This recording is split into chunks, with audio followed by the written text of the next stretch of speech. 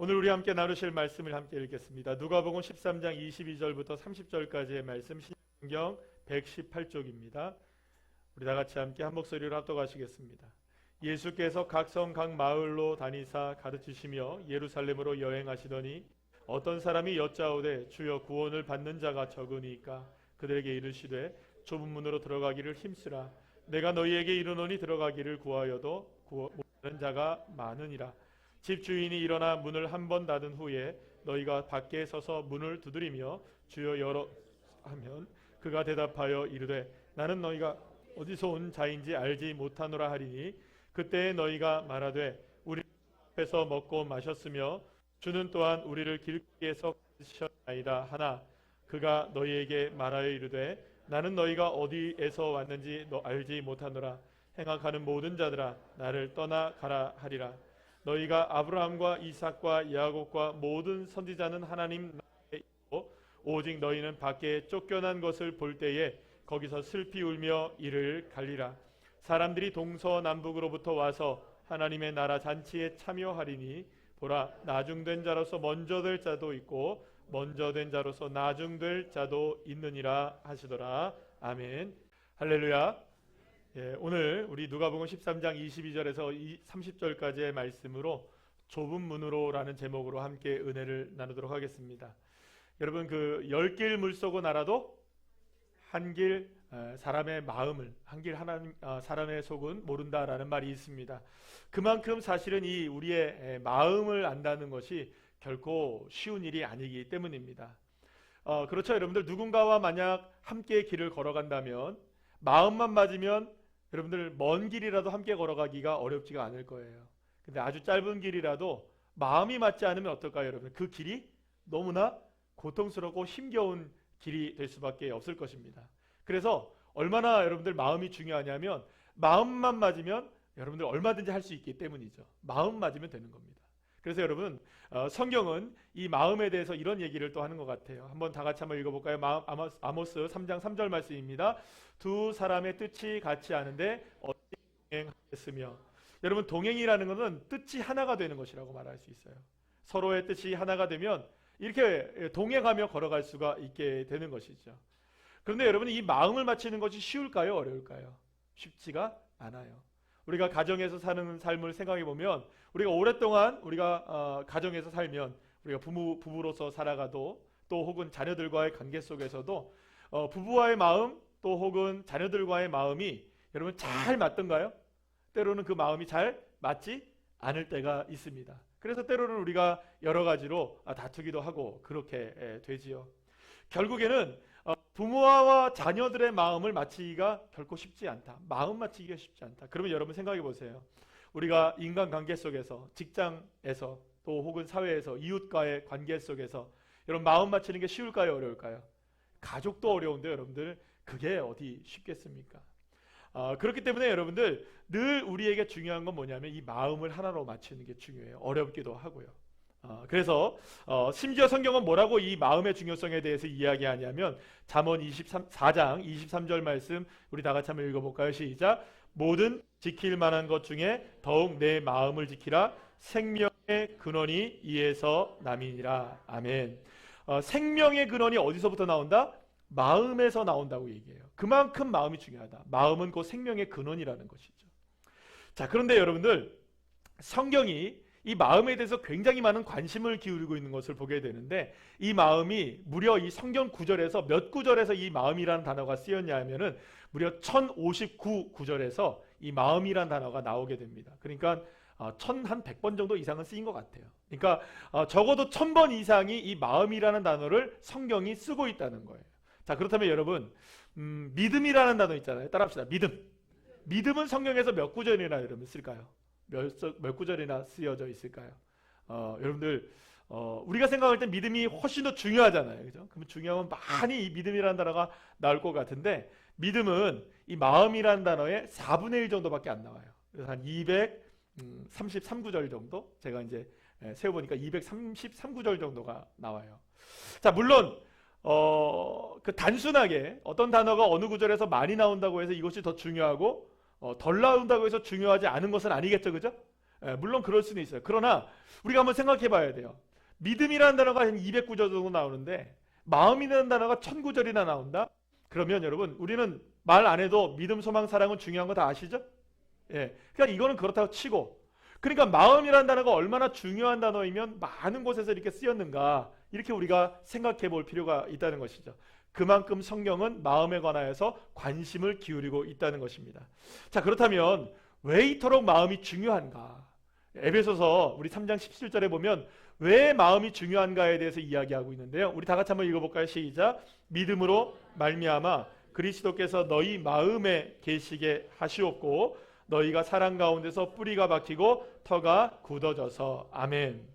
여러분, 이 말씀을 보면 믿음이 뭔지에 대한 부분이 분명히 나와요. 믿음이란 그리스도께서 너희 마음에 계시게 하시옵고, 그러니까 내 마음에 누가 계시게 하는 것, 예수님이 계시게 하는 것이 믿음이라는 거예요. 여러분 따라합시다. 믿음은 내 마음에 예수님이 계시게 하는 것. 그러니까 예수님이 계시죠? 계속 계시게 해야 된다는 거예요. 이게 믿음이라는 거예요. 근데 그 예수님이 계신 곳이 어디라는 거예요? 마음이라는 거예요. 그러니까 예수님이 마음에 계시기 때문에 마음이 중요할 수밖에 없다는 거예요. 그래서 주님은 이렇게까지 말씀하십니다. 사무엘상 16장 7절 말씀에서 우리 다 같이 한번 읽어볼까요? 시작. 여호와께서 사무엘에게 이르시되 너희 그의 용모와 키를 보지 말라. 내가 이미 그를 버렸노라. 내가 보는 것은 사람과 같이 아니하니 사람은 외모를 보거니와 나 여호와는 중심을 보느니라. 아멘.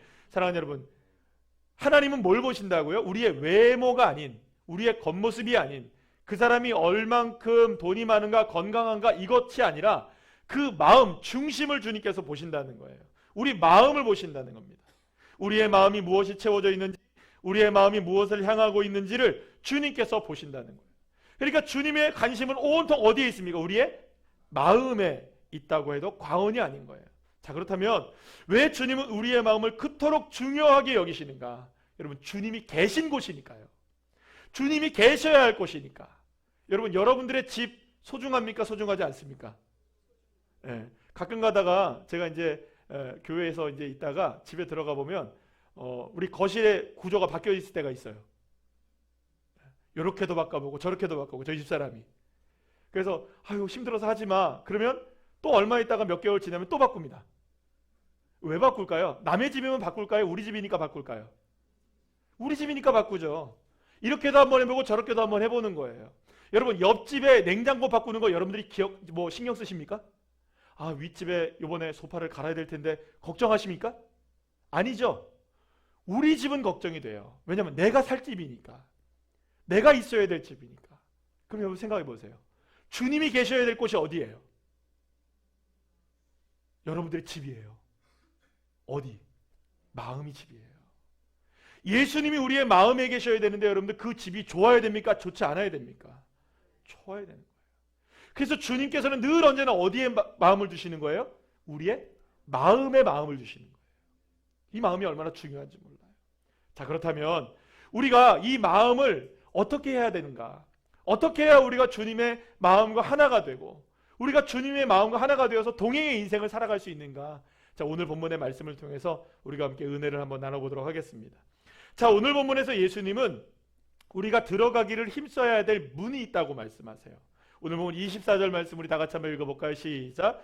좁은 문으로 들어가기를 힘쓰라. 내가 너희에게 이르노니 들어가기를 못하는 자가 많으니라. 아멘. 예수님은 이 좁은 문에 들어가기를 힘써야 한다고 얘기해요. 따라합시다. 힘써야 한다. 어디에 들어가기를? 좁은 문에 들어가기를. 그런데 문제는 이 좁은 문에 들어가려고 해도 들어가지 못하는 사람들이 있다 없다? 있다는 거예요.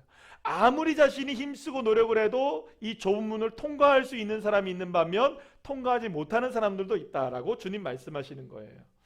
자, 그러면 여러분, 도대체 이 좁은 문은 누가 들어갈 수 있는 것일까요? 도대체 이 좁은 문의 정체는 무엇일까요? 자, 그런데 예수님은 오늘 보면 28절의 말씀에 보면 이 좁은 문이 닫혀져서 그리로 들어가지 못하는 사람들에 대한 이야기가 나오는데요. 문 밖에 서서 아브라함과 이삭과 야곱과 그리고 모든 선지자들이 하나님의 나라에 있는 것을 보게 되는 사람이 있다고 얘기를 해요. 그러니까 이 문은 무엇을 기준으로 되는 거냐면, 어떤 그 경계선이 되냐면, 이 문을 통해서 안쪽으로 들어가면 하나님의 나라이고요, 거기는 이삭과 야곱과 아브라함과 많은 선지자들이 거기에 있는 거예요. 그런데 이 문 바깥에는 누가 있느냐? 들어가지 못한 사람들이 있다는 거예요. 그리고 거기서 슬피 우는 일이 일어나게 될 것이다 라고 예수님이 말씀하시는 거예요. 그러니까 결국에는 이 좁은 문은 뭐예요? 하나님 나라로 들어가는 문이에요. 따라합시다. 하나님 나라로 들어가는 문. 그러니까 결국에는 이 좁은 문은 구원의 문이고 천국의 문이라고 말할 수 있어요. 좁은 문은 무슨 문이라고요? 좁은 문은 구원의 문이다. 자, 그렇다면 왜 하나님 나라로 들어가는 구원의 문은 넓으면 좋잖아요, 여러분. 많은 사람들이 들어가면 얼마나 좋아요. 누구나 들어가면 얼마나 좋겠어요. 그런데 왜 이 넓은 문이 아니라 좁은 문이냐라는 것이죠. 그것은 하나님의 나라에 들어갈 수 있는 방법이 오직 하나밖에 없기 때문에 좁은 문이라고 말하는 거예요. 사도행전 4장 12절 말씀에서 정확하게 이 부분을 이야기해 주십니다. 우리 쉬운 성경의 말씀을 한번 읽어볼까요? 시작. 예수님 외에는 다른 어떤 이에게서도 구원을 받을 수 없습니다. 하나님께서는 온 세상에 우리가 구원받을 만한 다른 이름을 주신 적이 없습니다. 아멘. 사랑하는 여러분, 구원을 받을 수 있는 유일한 한 가지 길은 오직 예수 그리스도밖에 없습니다. 그래서 구원의 문이 좁은 문일 수밖에 없는 것이죠. 그렇기 때문에 이 좁은 문이라는 것은 오직 하나의 길, 딱 한 가지 방법으로만 들어갈 수 있다. 오직 누구? 예수 그리스도를 믿을 때에, 예수 그리스도를 나의 구주로 영접하게 될 때에, 그 이름을 힘을 때에, 그분과 함께 할 때에, 할렐루야, 우리는 그 길을 걸어갈 수가 있고 통과할 수가 있고, 그 길을 넘어서 하나님 나라, 아브라함과 이삭과 야곱과 모든 선지자들이 있는 그곳에 우리도 함께 거할 수 있게 된다고 주님께서 말씀하고 계시는 것입니다. 여러분, 이 좁은 문을 통과해서 하나님 나라에 들어가야 되는데, 예수님이 뭐라고 우리에게 말씀하시냐면, 들어가기를 어떻게 하라? 힘쓰라고 얘기해요. 따라합시다. 힘써라. 그냥 힘쓰라가 아니라 들어가기를 아주 힘을 써야 된다는 거예요. 자, 그렇다면 여러분 한번 생각해 봅시다. 이 구원의 문에 정말로 우리가 들어가기를 힘쓰면 들어갈 수 있다는 말일까요? 만약에 여러분 힘을 써서라도 우리가 들어가야 된다면 들어가야 할까요? 안 들어가야 될까요? 들어가야죠. 안 들어가시겠습니까? 힘을 써서라도 들어가야 된다면 우리가 들어가긴 가야 되겠죠. 그런데 여러분, 도대체 왜 주님이 우리에게 힘쓰라고 얘기하셨을까? 힘쓰면 정말 들어갈 수 있는 것일까? 그러면 도대체 무엇에 대한 힘을 써야 된다는 것일까? 자, 그런데 이 힘쓰라는 단어가 있어요. 아고니조마이라는 단어인데요, 이 단어는 투쟁하다, 싸우다, 경기하다라는 의미를 가지고 있어요. 그러니까 여러분들, 어느 정도로 힘을 다하는 것을 이야기하는 것이 아니라 싸우고 투쟁해야 되는 거예요. 반드시 이겨야 하는 거예요. 생사가 걸린 문제라는 거예요. 뭐 이겨도 되고 져도 되고, 뭐 내가 이번에 참가하는데 의의가 있어요, 뭐 이 정도가 아니에요, 여러분들. 이게 반드시 이겨야 되는, 투쟁해서 쟁취해야만 하는, 해야죠, 그죠? 투쟁하면 쟁취해야 되잖아요. 반드시 얻어내야 되잖아요. 그러니까 이게 얻어내야 되는 것에 대한 것이 뭐냐? 힘쓰라라는 단어인 거예요. 자, 그러면 여러분, 도대체 우리가 어떻게 하면, 어떻게 힘을 써야 우리가 구원을 얻을 수 있고 이 좁은 문을 통과할 수 있느냐, 도대체 무엇에 대한 힘씀이 우리에게 있어야 되느냐, 이 부분에 있어서 사도 바울은 우리에게 너무나 놀라운 고백을 하고 있는 것을 우리가 보게 됩니다. 빌립보서 우리 3장 7절에서 9절 말씀을 우리 다 같이 함께 읽어볼까요? 시작. 그러나 무엇이든지 내게 유익하던 것을 내가 그리스도를 위하여 다 해로 여길 뿐더러 또한 모든 것을 해로 여김은 내 주 그리스도 예수를 아는 지식이 가장 고상하기 때문이라. 내가 그리스도를 위하여, 그를 위하여 모든 것을 잃어버리고 배설물로 여김은 그리스도를 얻고 그 안에서 발견되려 함이니. 아멘. 바울은요, 자신이 예수님을 얻고 예수님 안에 살아가고 예수님 안에 발견되는 것을 위해서는 내가 가지고 있는 모든 것을 다 해로 여기고 모든 것을 다 배설물로 여기겠다고 고백하고 있습니다. 바울은 좁은 문을 들어갈 수 있는 일이라면, 예수님과 함께 할 수 있는 일이라면, 예수님 안에서 내 인생이 발견되어지고 예수님을 얻고 예수님을 통하여서 우리가 가장 아는 지식이 넘쳐나는 것이 가장 고상한 것인지를 알았기 때문에 나의 삶에 있는 그 어떤 것이라도 다 버리겠다라고 얘기하는 거예요. 다 버리겠다라고. 그래서 바울은 좁은 문으로 들어가기 위해서 치열하게 싸우겠다. 내 것을 버리는 치열함을 가지고 살아가겠다. 무엇에 대한 힘쓰였을까요? 바울은 자신의 것을 버리는 힘쓰였던 거예요. 자신의 것을 비워내는 힘씀이 있었던 거예요. 내 것을 내려놓는 힘씀이 있었던 거예요. 내가 가진 것이 아무리 고상하다 할지라도 예수님을 얻는데 방해가 된다면 다 버리겠다. 그 힘씀으로 주님과 마음이 하나가 되기를 원했던 것이 사도 바울의 삶이었던 것입니다. 어느 날 예수님께 한 부자 관원 청년이 다가와서 예수님께 궁금한 것이 하나 있습니다. 예수님, 어떻게 영생을 얻습니까? 라고 이 청년이 묻게 됩니다. 이 청년은 젊은 데다가 관원이었대다가 부자였어요. 요즘 말로 말하면 엄친아였어요. 정말로 어디에 내다도 손색이 없을 만큼 믿음도 얼마나 좋은지 몰라요, 여러분들. 어려서부터 계명을 철저하게 잘 지켰던 친구였어요. 근데 이 친구가 너무나 궁금했어요. 어떻게 해야 이 영생을 얻을 수 있을까? 그래서 예수님께 찾아와서 물었던 거예요. 예수님, 영생을 얻으려면 어떻게 해야 되나요? 그래서 예수님은 이 청년에게 이런 말씀을 해 주십니다. 마가복음 10장 21절 말씀 우리 다 같이 한번 읽어볼까요? 시작. 예수께서 그를 보시고 사랑하사 이르시되 내가 아직도 한 가지 부족한 것이 있으니 가서 내게 있는 것을 다 팔아 가난한 자들에게 주라. 그리하면 하늘에서 보화가 내게 있으리라. 그리고 와서 나를 따르라 하시니. 예수님께서는 이 땅의 보화가 아니라 하늘의 보화를 바라보는 믿음으로 모든 소유를 다 팔아서 가난한 자들에게 나눠주고 그 다음에 예수님을 쫓으라고 말씀하십니다. 그러니까 이런 거죠. 너 가지고 있는 것이 너무 많구나. 그러면 하나님 나라에 못 들어가. 네가 가진 것을 내려놓을 수 있어야 돼. 주님 말씀해 주신 거예요. 근데 이 청년이 고민을 합니다. 아니, 내가 이 젊은 나이에 이 자리에 오르기까지 얼마나 치열하게 살아왔는데 이걸 다 버리라고? 고민이 될까요? 안 될까요, 여러분? 고민이 될 수밖에 없죠. 그래서 이 부자 청년은 고민을 하다가 주님을 따라가는 것이 아니라 세상을 향해 나가고 맙니다. 사실 예수님이 보려고 하셨던 것은 무엇이었을까요, 여러분들? 예수님은 그 청년의 마음을 보시길 원했던 거예요. 단 하나를 위해서 모든 것을 내려놓을 수 있는지를 보셨던 거예요. 왜냐하면 좁은 문은 단 하나의 마음으로만 들어갈 수 있기 때문에 여러 가지의 마음, 아니 두 가지의 마음도 안 되는 거예요. 딱 하나의 마음으로만 갈 수 있기 때문인 것이죠. 그래서 우리에게 주님께서 빌립보서 2장 5절 말씀을 통해서 이렇게 말씀해 주십니다. 다 같이 읽어볼까요? 시작. 너희 안에 이 마음을 품으라. 곧 그리스도 예수의 마음이니. 할렐루야. 사랑하는 여러분, 우리의 마음에 예수님의 마음을 품는 거예요. 예수님의 마음을 품을 때 좁은 문도 넉넉하게 통과할 수 있게 되는 거예요. 여러분, 그렇기 때문에 좁은 문을 통과하기 위해서는 내 마음을 무엇으로 오직 채워야 된다? 예수로 채워야 되는 거예요. 그러면 여러분, 우리가 생각했죠? 방금 전에 사도 바울은 뭘 한대요? 버린대요. 그런데 우리는 지금 뭘 하래요? 주님이? 채우래요. 그래서 여러분들, 이 힘씀, 주님께서 우리를 향해서 좁은 문으로 들어가기를 힘쓰라라고 말씀하실 때 힘쓰면은 두 가지 의미가 동시에 있는 거예요. 버림과 채움.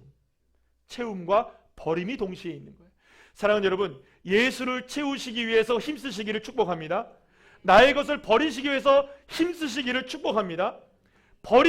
버려야 채워질 수 있는 거예요. 채워야 버려질 수 있는 거예요. 이 채움과 버림은 동시에 일어나야 되는 거예요. 그래서 여러분, 여러분들에게 진정으로 주님께서 원하시는 게 뭐냐? 힘써야 될 게 뭐냐? 이 좁은 문을 통과하기 위해서 나를 버리고 예수로 채우는. 그래서 무엇이 되는? 주님과 동행하는 하나의 마음이 되어지기를 주님이 간절하게 원하고 있는 거예요. 왜냐? 이렇게 하나의 마음이 되지 않으면 어디를 통과할 수 없으니까. 좁은 문을 통과할 수 없기 때문입니다. 제가 여러분들에게 지금 한 가지의 것을 보여드리려고 해요. 자, 원래는 이게 동영상으로 여러분들한테 보여드리려고 했는데 어제 저녁에 늦게 동영상으로보다는 그냥 직접 보여드리는 게 낫겠다 해가지고 어젯밤에 요 홈플러스에 가가지고 밤늦게 한 11시쯤 됐나요? 이제 와인을 샀습니다. 안 마셨습니다. 뭐가 필요했냐면 이 와인병 콜크가 필요했기 때문에 제가 이제 좀 배우들은 보여드리려고요. 여기 안에 뭐가 들어있습니까, 여러분? 보이십니까? 콜크가 여기 안에 들어있어요. 이 유리병이 이 입구가 좁기 때문에 이 콜크 마개가 들어가면 이게 빠져나갈 수가 없어요. 어떻게 뺄 수 있을까요, 여러분? 이렇게 하면 빠질까요? 뭐 꼬챙이로 찍어가지고 빼면 빼질까요? 뭐 어떤 분은 그러더라고요. 열로 가하면 된다고. 될까요? 웬만해선 빠지지가 않아요. 그런데 이게 빠질 수 있는 방법이 하나가 있어요. 너무나 쉬운 방법이에요. 제가 그걸 지금 보여드리려고 해요. 마술은 아니고요. 절대 마술은 아니고 제가 그 준비물을 준비해 왔습니다. 이 비닐봉지예요. 비닐봉지인데 비닐봉지를 제가 이렇게 말아놨는데요. 이 비닐봉지를 이렇게 쏙 집어넣어요.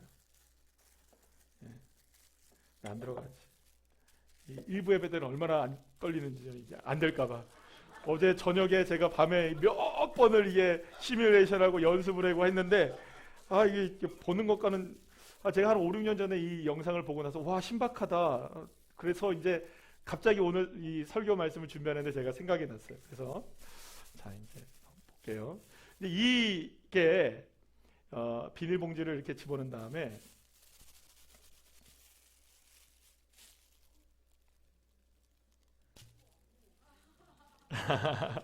빠졌어요.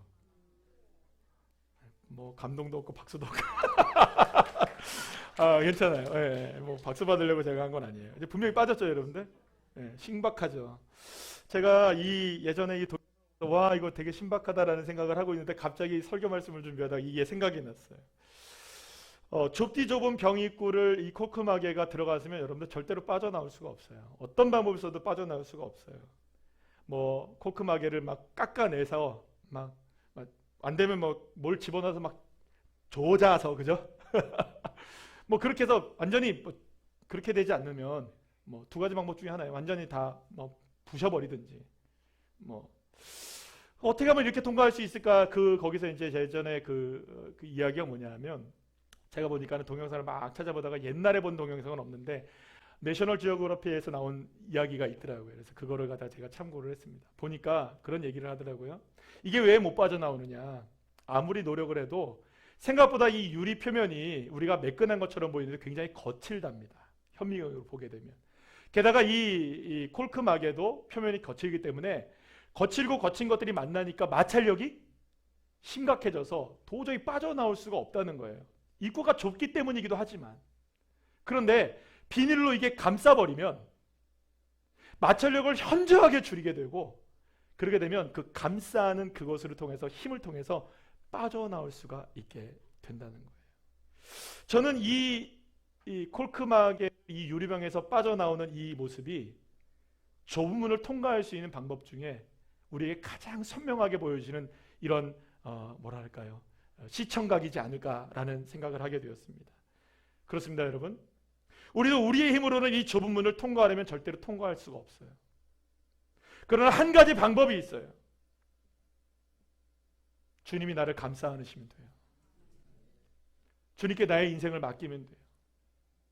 주님과 동행하시면 됩니다. 오직 내 삶을 주님께 맡기고 주님만 의지하는 이 믿음으로 마음으로 주님과 하나가 되면 얼마든지 좁은 문이라 할지라도 사랑하는 여러분 통과할 수 있게 되는 것입니다. 우리 찬송가 이 찬송 아실 거예요. 내 힘만 의지할 때는 패할 수밖에 없도다. 힘 있는 장수 나와서 날 대신하여 싸우네. 이 장수 누군가? 주 예수 그리스도 만군의 주로다. 당할 자 누구랴? 반드시 이기리로다. 아멘. 오늘은 종려주일입니다. 예수님께서 마지막 십자가를 지시기 위해서 골고다를 향하기 위해 예루살렘으로 입성하신 날입니다. 주님이 골고다를 향하시면서 주님의 마음은 어떠셨을까요? 기쁘고 즐거우셨을까요? 아니면 몹시 힘드셨을까요? 얼마나 힘드셨는지 십자가를 지기 전날 밤에 제자들과 함께 겟세마네 동산에 올라가서 예수님이 3번씩이나 하나님께 기도합니다. 주님, 이 잔을 내게서 좀 옮겨주십시오. 이 십자가의 좁은 문을 통과할 수가 없습니다. 내 힘으로 안 됩니다. 나 아무리 생각해도 그 고통을 감수할 수가 없을 것 같습니다. 그러나 주님이 이렇게 고백하시죠. 그러나 주님, 나의 원대로 마시옵고 아버지의 뜻대로 하시옵소서. 그래서 주님은 자신의 뜻이 아니라 오직 하나님의 마음에 자신의 삶을 다 맡기십니다. 그리고 십자가상에서 주님께서 마지막으로 고백하시며 이렇게 고백하십니다. 아버지, 내 영혼을 당신께 부탁드립니다. 모든 것을 다 맡기셨어요. 주 예수님은 십자가상에서 모든 것을 다 맡기셨어요. 그래서 통과할 수 있었던 것이 무엇이냐? 예수님의 십자가셨던 것입니다. 그리고 결국엔 그 십자가를 통하여 부활의 영광이 드러나게 되었던 것입니다. 사랑하는 여러분, 예수님도 이 좁은 문을 통과하시기 위해서 하나님을 의지하실 수밖에 없었어요. 주님께서 나를 감싸 안으시지 않으시면 절대로 십자가를 통과할 수 없다는 걸 예수님도 아셨어요. 사랑하는 여러분, 우리도 우리의 인생 가운데 지금 살아가는 이 고난의 터널들, 많은 좁은 문, 그리고 또 궁극적으로 이 구원의 좁은 문 어떻게 통과하시겠습니까? 무엇으로 통과할 수 있을까요? 주님께 하나가 되시기를 축복합니다. 마음으로 하나가 되시고 주님께 감싸 안겨 살아가시고 주님 안에서 발견되시고 내 것을 비우고 주님으로 채우시는, 그래서 주님께 안길 때에 사랑하는 여러분, 우리는 비로소 이 좁은 문을 통과할 수가 있게 되는 것입니다. 그러니 여러분, 더욱더 힘써 싸워야 합니다. 주님께 모든 것을 맡기기 위해, 주님을 더 사랑하기 위해, 주님만을 더 바라보기 위해서 치열하게 싸우셔야 됩니다. 예수가 내 안에 계시게 하기 위하여, 날마다 예수가 내 안에 계시게 하기 위하여 치열하게 싸우셔야 돼요. 물론 그런 과정 속에서 우리의 것을 내려놓는 것이 어렵고 때로는 고통스럽기도 하고 때로는 두려울 수 있습니다. 그러나 두려워하지 마십시오. 주님이 나를 감싸 안으시면 됩니다. 주님이 함께 하시면 돼요. 그것이 십자가의 주님이 나를 사랑하신 방법이고, 이제 내가 주님을 사랑하는 최선의 방법이 되어야 하는 것입니다. 사랑하는 여러분, 오늘 이 시간은 우리는 성찬식을 갖습니다. 주님이 나를 위해서 모든 것을 다 주셨어요. 사랑하는 여러분, 하나님은 아들을 보내주셨어요. 저와 여러분을 살리시기 위해서, 저와 여러분을 포기하지 않는다는 걸 보여주시기 위해서 예수님을 보내주신 거예요. 여러분 생각해 보세요. 주 예수님께서, 하나님께서 우리 예수님을 보내주셨을 때에 우리를 그저 그렇게 그냥 이 땅 가운데 살아가라고 보내셨을 것 같아요? 그럼 보내시지도 않으셨을 거예요, 여러분. 주님이 예수님을 보내주신 것은, 하나님이 우리 예수님을 보내주신 것은 우리를 정말로 사랑하시기 때문이에요. 이 좁은 문을 통과하실 수 있게 하시기 위해서 오늘 이 시간, 이 성찬식을 통해서 이 놀라운 하나님의 은혜를 다시금 경험하시고 또 깨닫고 고백하시는 은혜의 시간이 되시기를 간절히 축복합니다. 기도하시겠습니다.